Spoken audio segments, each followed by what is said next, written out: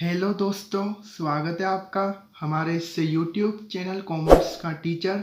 आज हम करेंगे क्लास 11 अकाउंट चैप्टर 8 जर्नल का पार्ट 6। पार्ट 1 to 5 हमने कर लिए हैं, लिंक इन डिस्क्रिप्शन।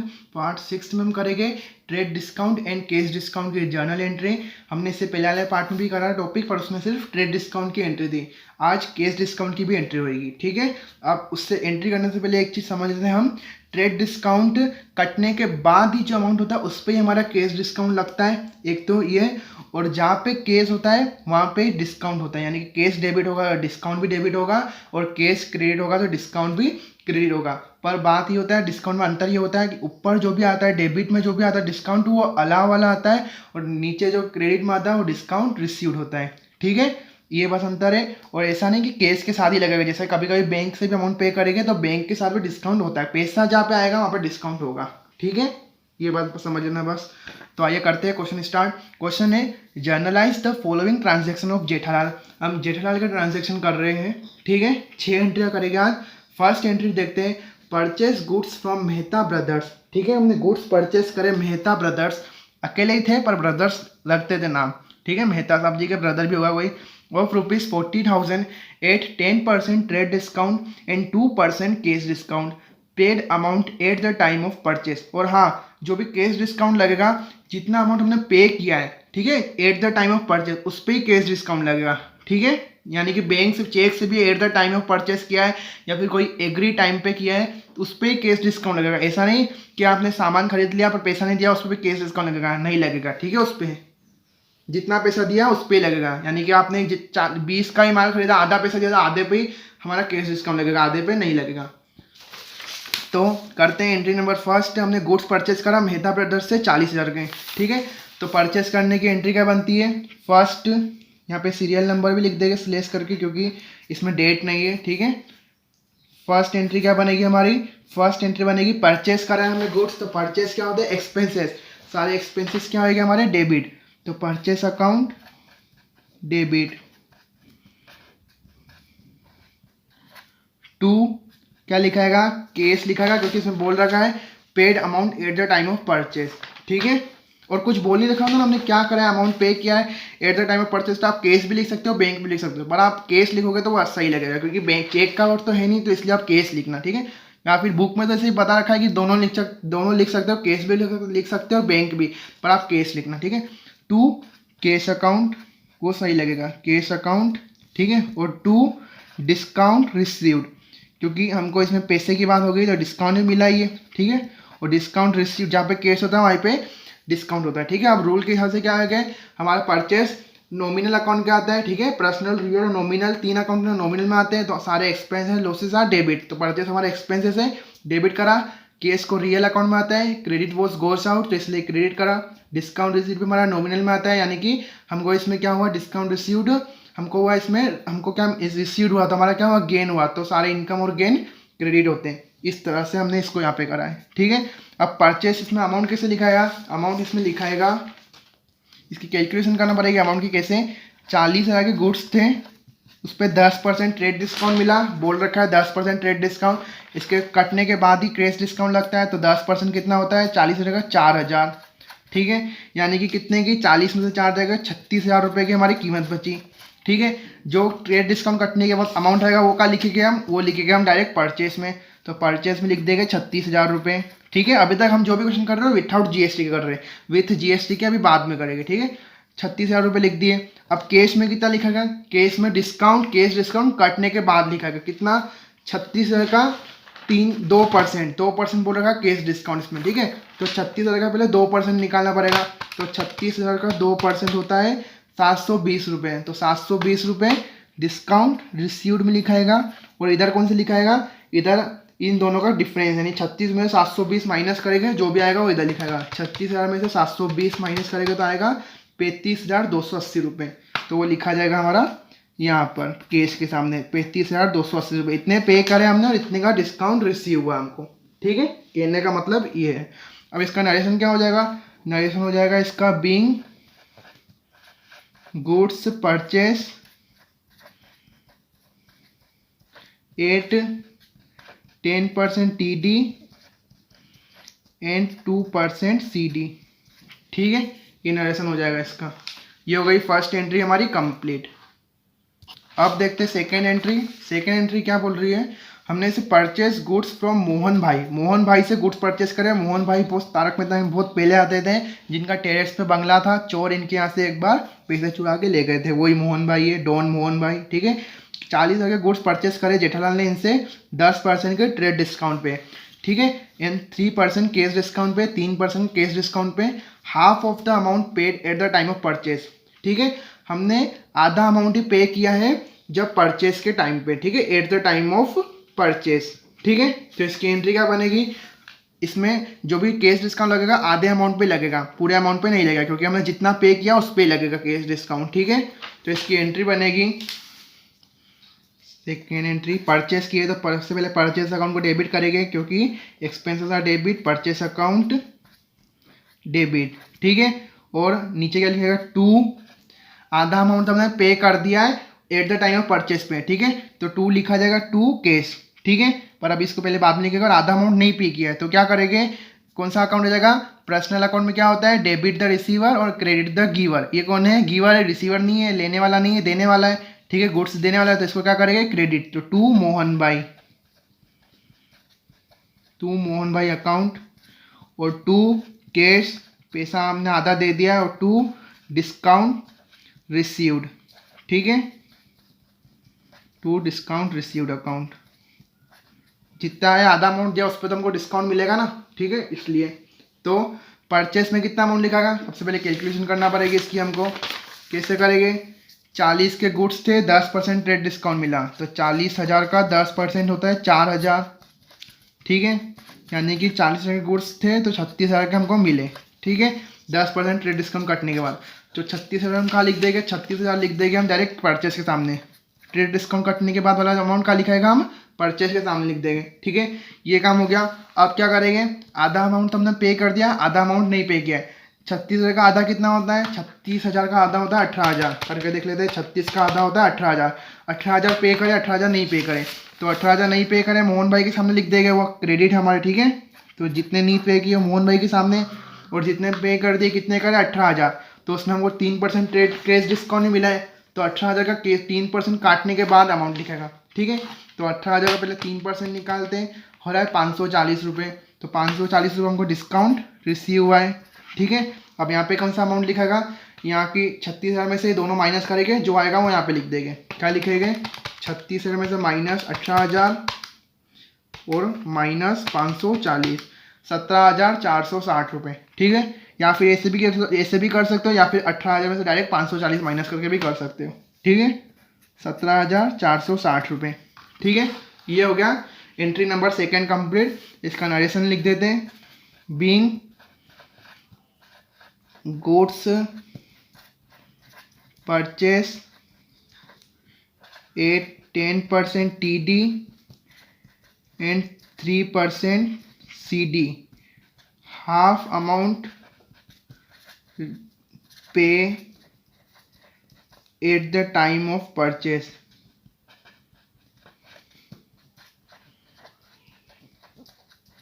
ठीक है, ये हो गई सेकेंड एंट्री कंप्लीट। अब देखते हैं थर्ड एंट्री।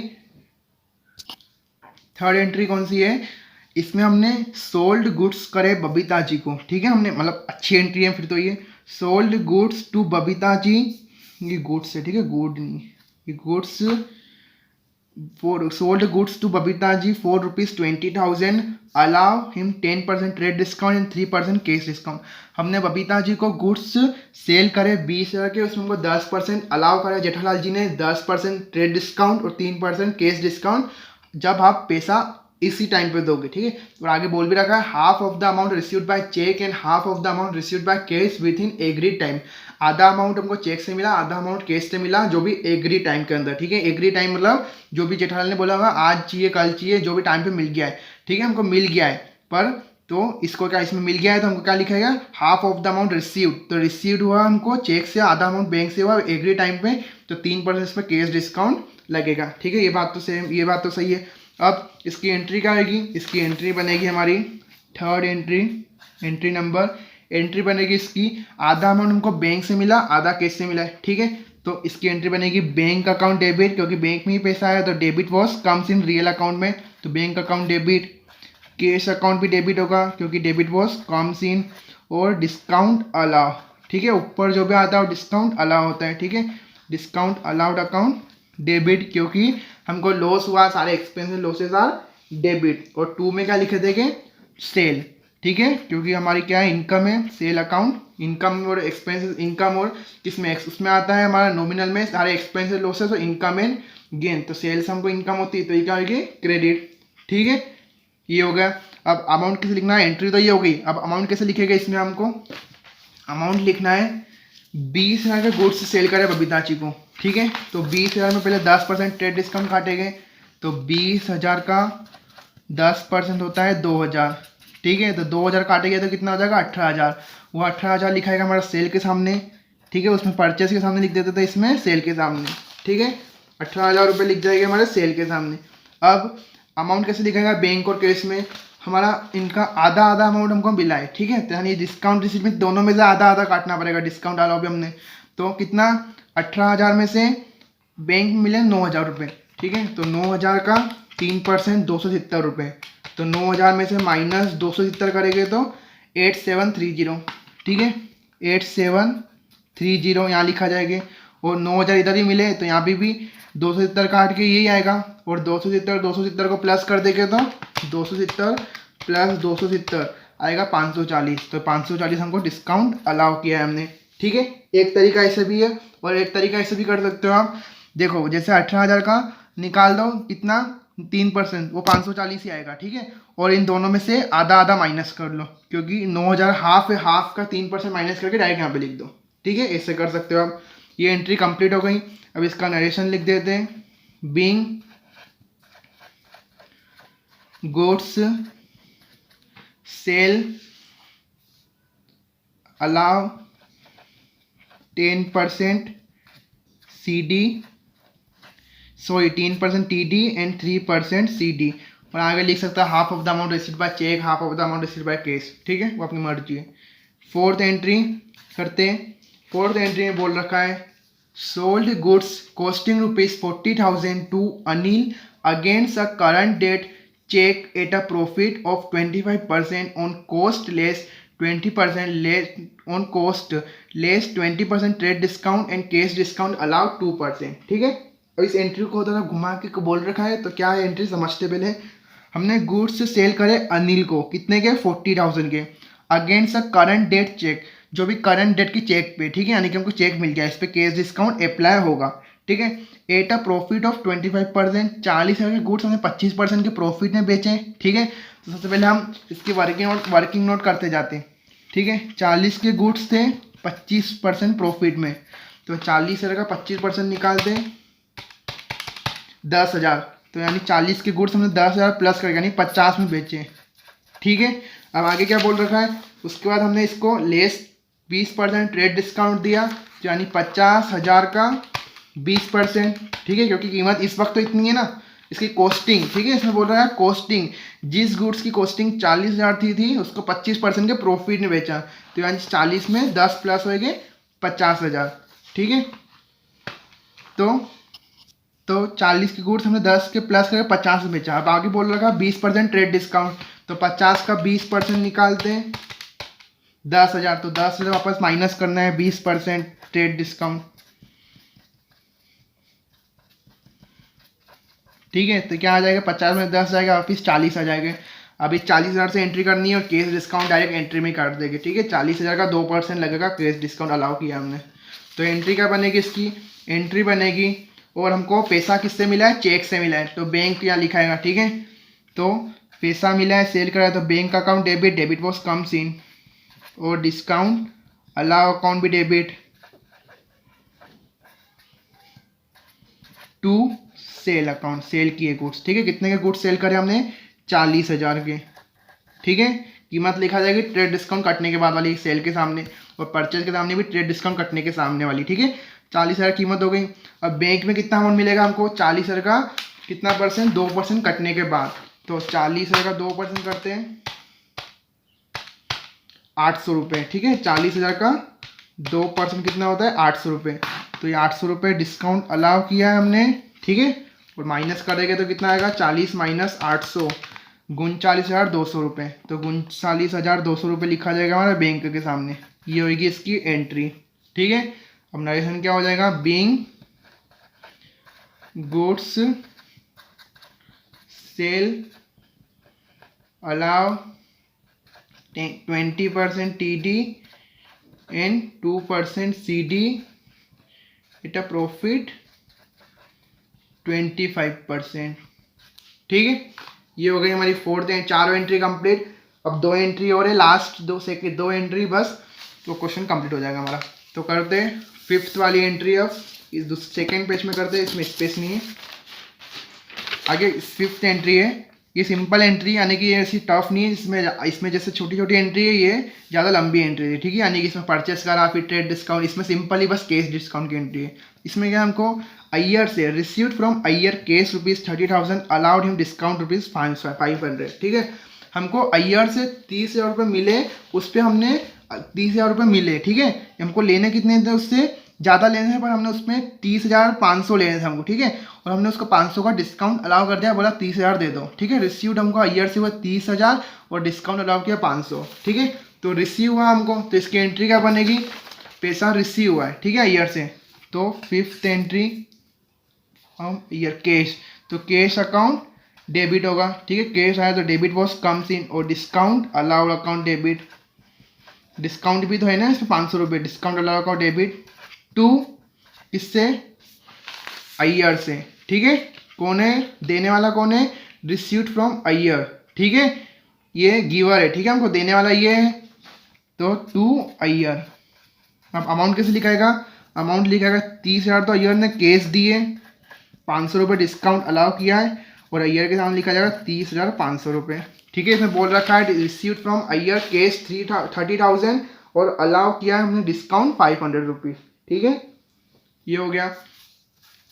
फिर 6th एंट्री है पेड कैश, और ऐसा नहीं कहा जैसे आप बोल रहे हो कि 30,000 है, हमने 500 रुपये डिस्काउंट किया तो 29,500 लिखा गया, ऐसा नहीं लिखा गया। क्यों नहीं लिखाएगा, क्योंकि जब परसेंट की बात हो, ऐसा बोल रखा होता है कि 30,000 का 2%, तो हम मानते, पर इसमें ऐसे डायरेक्ट निकाल के दे रखा, डायरेक्ट कि 30 लेने थे, 500 हमने डिस्काउंट किया, तो डायरेक्ट हम लिख देंगे, ऐसा हमको सोचना ही नहीं है, ठीक है।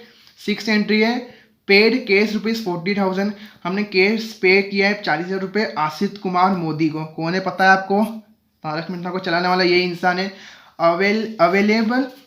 अवेलेड डिस्काउंट ऑफ 2%, ठीक है। हमने अवेलेबल मतलब उसको डिस्काउंट दिया है, 2% को अवेलेबल हुआ है, ठीक है।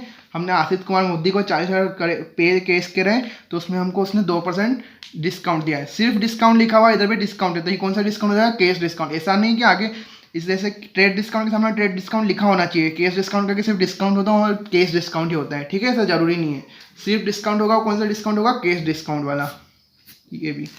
तो इसकी एंट्री क्या बनेगी, सबसे पहले इसका नरेशन लिख देते हैं, बीइंग कैश रिसीव्ड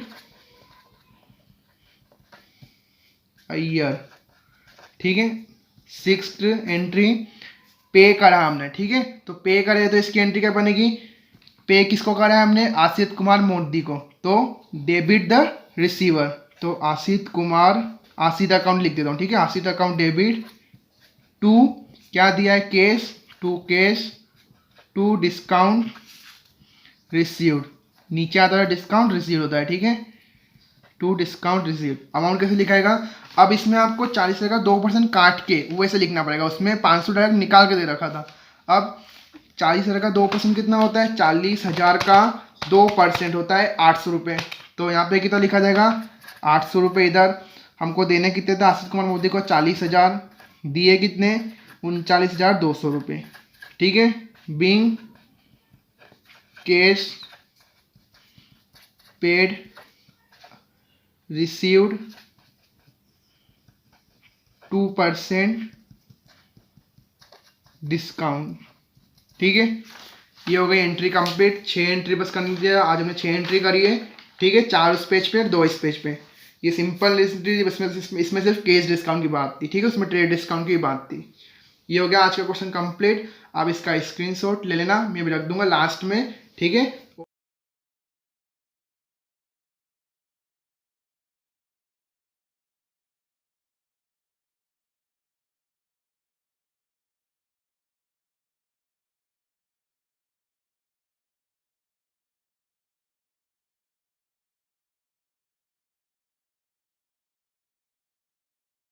और आपको हमारी वीडियो पसंद आई हो तो प्लीज़ लाइक करना, अपने दोस्तों को ज़रूर शेयर करना और हमारे चैनल को सब्सक्राइब ज़रूर करना।